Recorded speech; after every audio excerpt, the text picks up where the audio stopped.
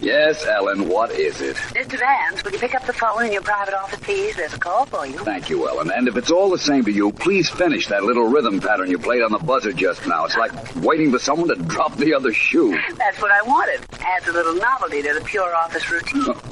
Miss Deering, are you happy in your work? That's all.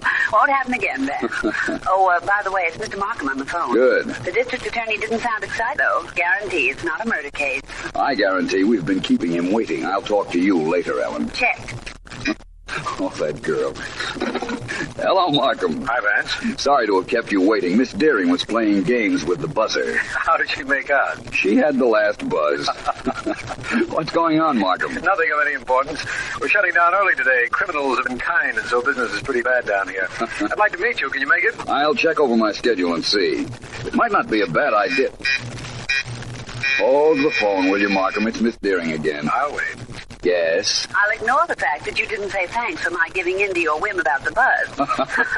Because you have a visitor out here, Vance. The same girl you spoke to in your office yesterday and the day before. Betty Crane? That's right. Only this time she brought company. Nice-looking fellow. Wants to see you. Have her come in. You said it. Oh, Markham, about meeting you. Yes, Vance. I'll call you back. Business is beckoning. Right, Vance. I'll be talking to you. Bye. Bye. Mr. Vance? Oh, please come in. Thank you, Mr. Vance. This is Jack Davis. How do you do? Hello. Well, how are you today, Miss Crane? Crane? Jack, did you hear that? Yeah. Even he calls me Crane. Hey, what is this? I might ask the same question. You are Miss Betty Crane. Even Philo Vance calls me Betty Crane. Jack, I can't stand this any longer. Well, Listen, Vance, I came up to talk to you because I needed help. But not from you. Not if you call me Betty Crane. I'm not Betty Crane. I never heard of her. But you're the third person today who has called me Betty Crane. Jack, we're getting out of here.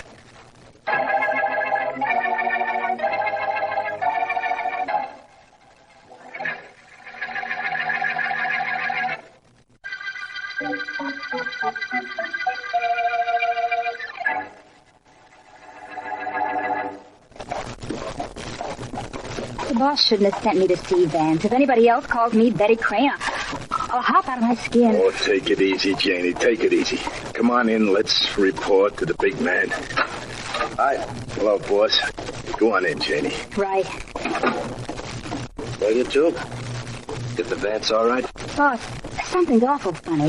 Vance pretended he knew me and called me Betty Crane. Yeah, that's right, boss. I was there. It's the third time today somebody's called me that name. I don't know what's going on. Neither do I. Tell you one thing it means, though. It means we operate without Vance. Maybe that's just as good. I never wanted him in on our racket in the first place. We're not doing things the way you want, Jack. Vance would have been a great guy on our side if the district attorney found out what we're doing. That's why I sent Janie to see him. Vance and Markham are buddies. If we could have gotten Vance in with us, of course he'd never know what he really were doing.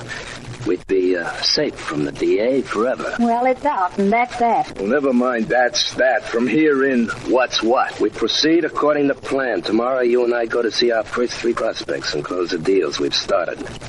Everything entirely reasonable, you understand.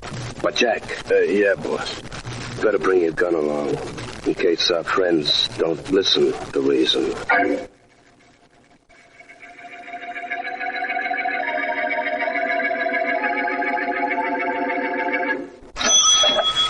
$2.40 out of $3. See, miss? Thank you.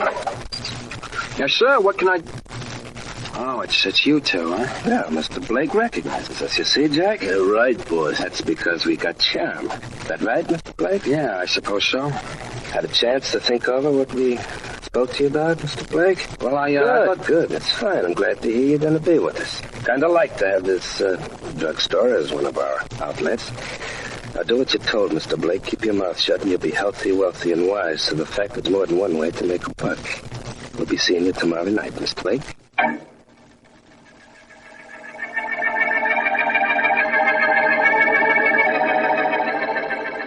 Hey, there's the man we want over in the back of this store, right, boss? Right, Jack. I have a banana sundae. Sees us, too. Only he isn't making any effort to duck. That's a good sign. Hey, you know, boss, maybe we do have a little charm at that. Hello, Mr. Barney. Oh, hello, gentlemen. I've thought over what you wanted me to do. How much of a percentage do I get? 10% of the profits. It'll pay your rent, Mr. Barney. Easy. Same as slot machines, only nobody can see what you're doing. Glad you'll be with us. Start doing business first thing in the morning, but only with customers you trust. Get that? Yes, I understand. Good. Well, so long, Mr. Barney. Glad you're with us. And you're going to be glad, too. Am I? I wonder.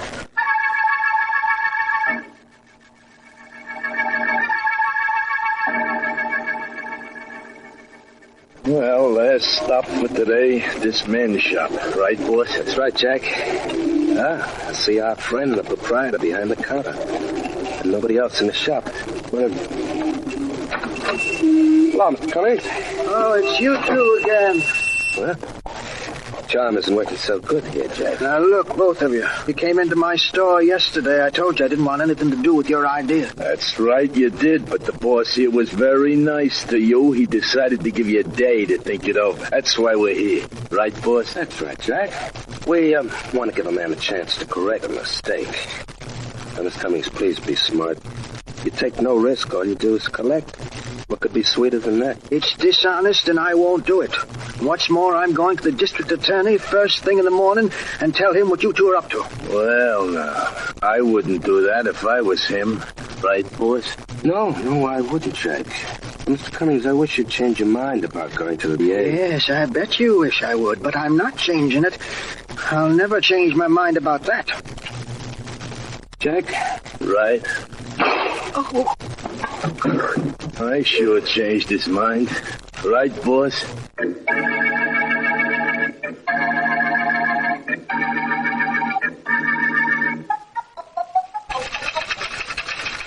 Ellen. Oh, Vance. Oh, you scared me. I didn't hear you sneaking up on me. I didn't sneak up. Your typewriter was so loud, you just didn't hear me. Well, next week, you better get a silent typewriter. Or a silent secretary. Ellen, did that Miss Crane call this morning? No, she didn't, Vance. Don't you think it's about time you cleared up that mystery?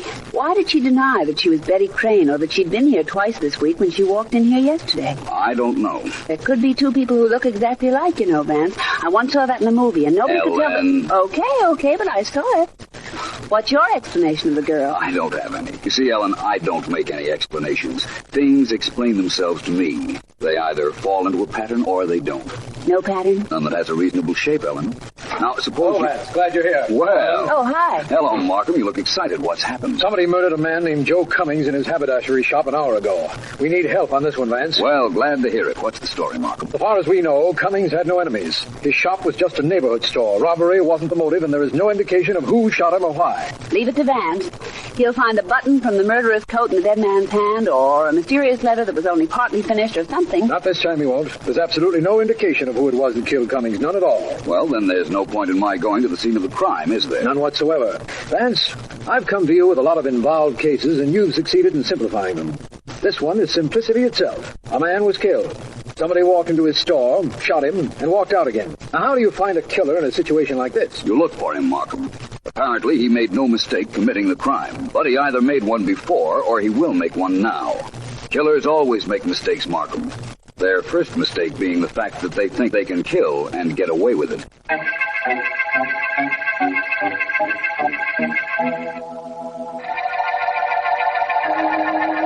All right, Jack. Let's see the list of people we got to call on tomorrow. All right, boss. Here you are. Big spots, huh? Yeah. Not bad for a starter. And there'll be more when they find out what happened when that Cummings guy wouldn't play ball. Right, boss. Are you going to need me tonight, boss? You, Janie? Yeah. No, I don't think so. That business of Vance thinking he recognized you's got me thinking, Janie. I just hope I'm not thinking correctly. See, you're all good.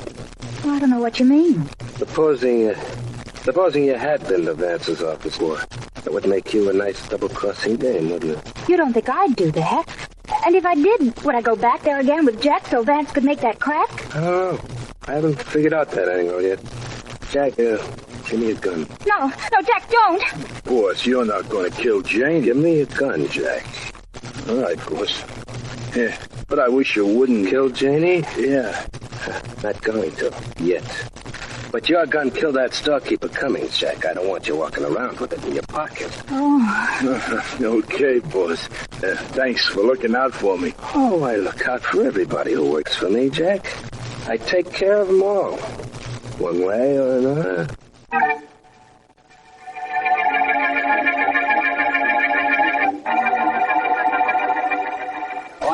Vance, what are you dragging me all over town for? This is the 10th shop we've been in, and we found out nothing. There's a little piece of information I'm holding out on you, Markham.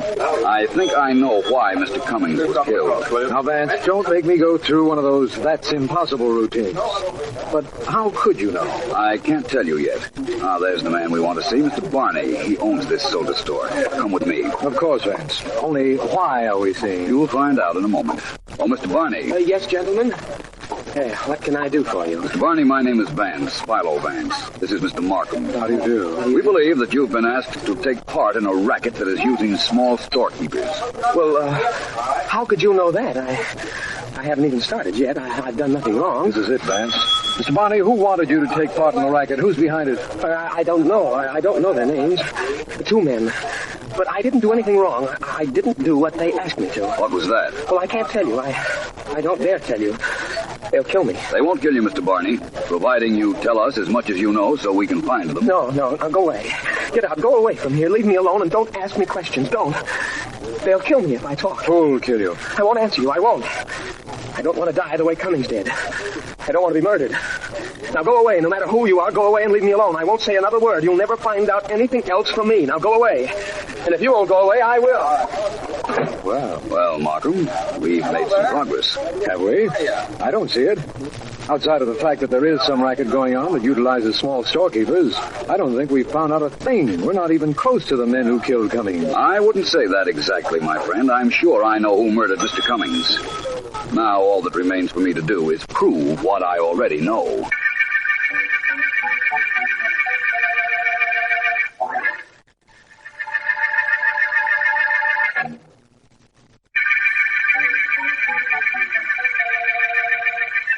This is District Attorney Martin.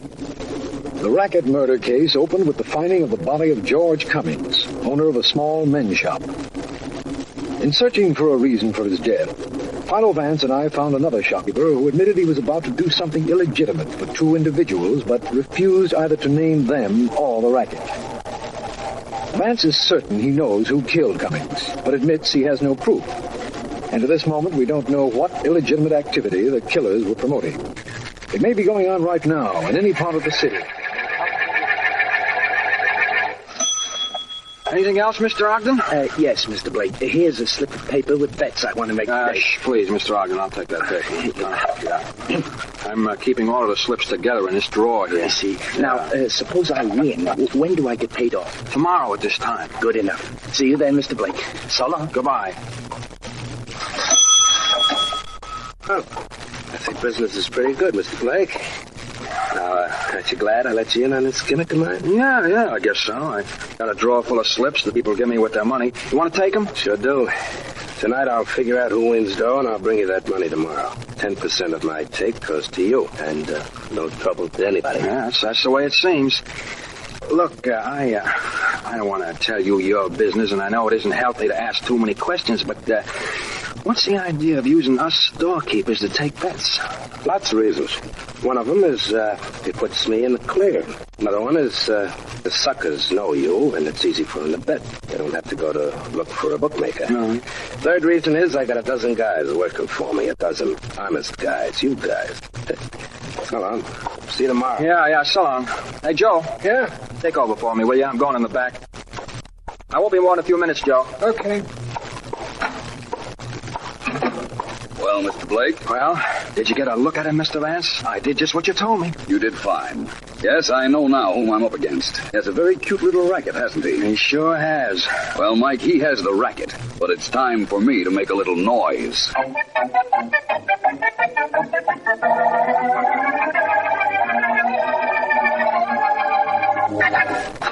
Boss.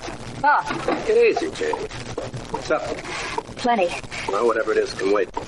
I'm figuring up our take for today. Not bad, ain't it? Listen to me, boss. I'm not playing games. We're in trouble. What kind of trouble?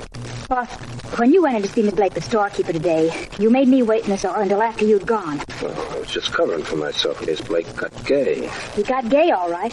He walked right in the back room of the store. Was in there for a minute. Then Philo Vance walked out. I had to duck or I would have been spotted. Boss, Mr. Blake's double-crossing you. Oh? Jenny, I'm a little surprised that you're telling me that. Just changed my mind about you. It's a good thing you did. I don't care what you did about me, but what are you going to do about Mr. Blake? Don't rush me, Janie. You know, I thought you were crossing me with Vance, and that's why I recognized you when you walked into his office the other day. Jack was with you, so you thought fast and scrammed. What would I have been doing with Vance before that? I don't know. Maybe telling him what was on my mind. I never knew what was on your mind. I didn't know about this racket until today. Okay, Janie, I'm happy. Now, go get hold of Jack and tell him I want to see him here in my office. Right. I think I know where I can find him. Make sure you get him. I'm going to give him back his gun.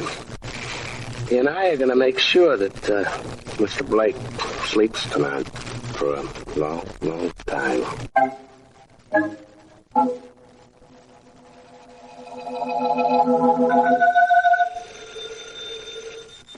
Hello, Vance speaking. Vance, this is Ellen. Yes? Did I disturb you? All thoughts of you are disturbing, Ellen. Only I wasn't thinking of you. That's the difference between you and me. Me always, you never. Oh, but I don't mind. I can afford to. I still work for you. Not at 8 o'clock at night, you don't.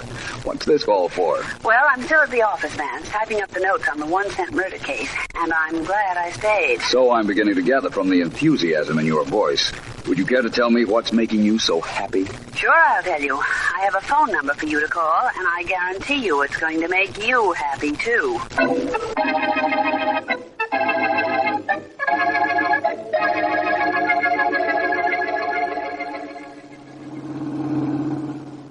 Hey, boss, I understand where we're going and that I gotta knock off that shopkeeper named Blake, but I don't see what good that's gonna do us. It's not going to do him any good either, Jack. I can't let him tip off Vance and the cops as to when I'm due there to pay off on the betting slips he took. And I can't let him pick me out of a police lineup later, can I? No, that's right, you can't, boss. And I can't let him set a bad example for our other clients either. All right, now that that's settled, let's relax. In 10 minutes, hey, boss, there's a motorcycle cop on our trail. What do I do? Speed up, shake him off. Okay. No, wait. Just speed up a little. I gotta figure something. Right. Who tipped them off to us, boss? And why don't I let them have it? Get your gun out and keep it handy. Yeah. I think your friend Janie crossed us, and if she did, I want to get that cop, and then we get her. He's coming nearer and nearer. I got a hot gun on me, boss. I'm going to step on it. Okay. Maybe we better make a break. How much can you get out of this bus? 70, 75 maybe. We're crowding 70 now. It's not enough. The guy's right alongside of us. Get over there! All right. You better stop while he keeps that gun handy. Okay. One wrong word and he gets...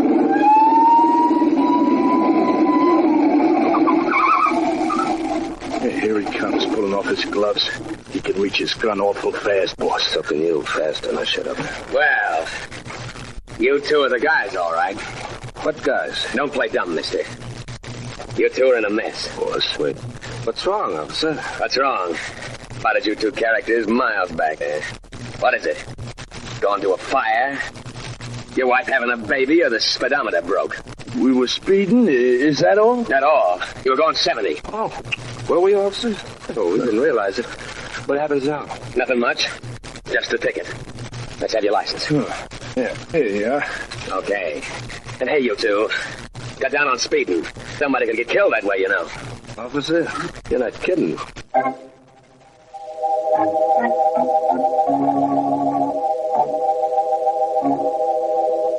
No. Just tell him his boss, Mr. Blake, called. Yeah, that's right. Tell him I'm going to sleep late tomorrow morning and for him to open up the store. Uh-huh. Okay, thanks and good night. Oh, now where it shows.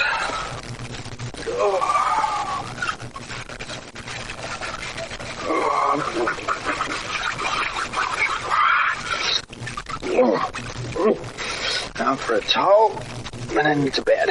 What? Hey, what are you doing here? Hey, Blake. Oh, I just came up to keep my friend Jack here company. Right, boss. I don't really want to see you, Blake, but he does. And I couldn't let him come out so late at night all alone, could I? No, wait just a minute. I don't know what's on your mind, but it's not true. I've been on the level with everything you told me to do. I did everything you said. Tell Jack to put down his gun. Oh, now, wait a minute. You and your friend Philo Vance had a little conference after I left you this afternoon. That wasn't very nice. Philo Vance? I don't know anybody named Philo Vance. Bad liar, isn't it, Jack? Right, boss. Blake, I trusted you, and you've made me very unhappy. I'm the kind of person who can't bear to be unhappy, alone. So, I've got to make you unhappy. That makes sense, doesn't it? Now, look, you've got to believe me.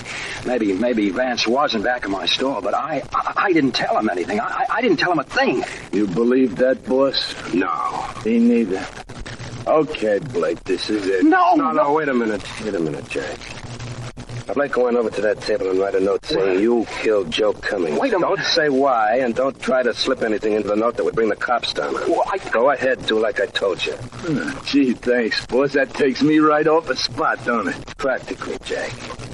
Well, Blake, you gonna do it, or would you like to die real slow the hard way? I won't write anything. Oh, no, that's true. All right, Jack. It's all yours.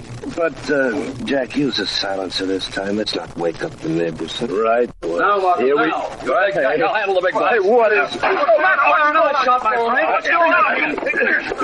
How are you doing, Mark? Haven't had so much fun in months. My fun's almost over. Here it goes. Oh. My turn with this luck, man. Hey, boss, Well, Markham, that was a pretty good night's work, don't you think? Needs a lot of explaining. How you knew all about this and everything else. Glad to tell you, my friend, after I see what's happened to Blake. Yeah. Maybe he was hit by the bullet that Jack fired. I'm finding out right now. No, Markham, he wasn't hit. He just simply passed out.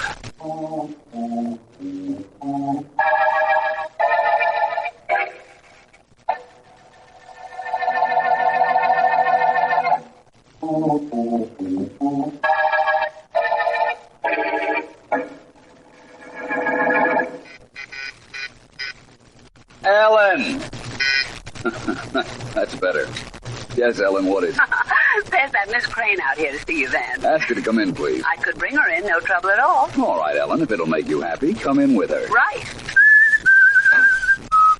Go right in, Miss Crane. Oh, hello, Miss Crane. Sit down. Glad you dropped in. Thank you. I imagined you wanted to talk to me. Yes, I did.